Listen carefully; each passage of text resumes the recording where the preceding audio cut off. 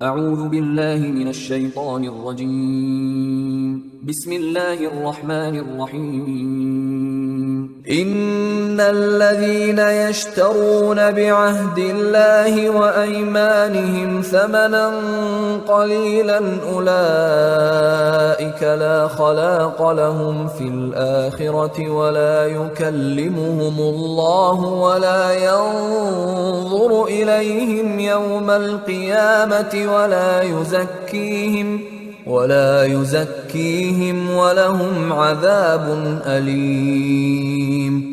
وإن منهم لفريقا يلوون ألسنتهم بالكتاب لتحسبوه من الكتاب وما هو من الكتاب ويقولون هو من عند الله وما هو من عند الله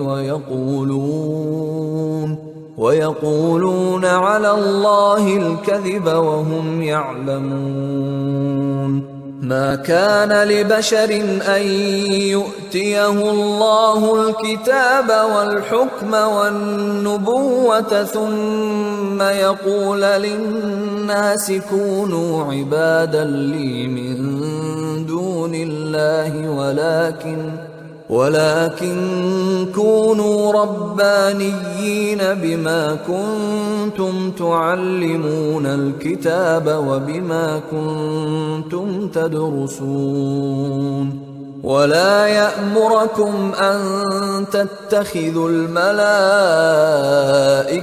والنبيين أربابا أيأمركم بالكفر بعد إذ أنتم مسلمون.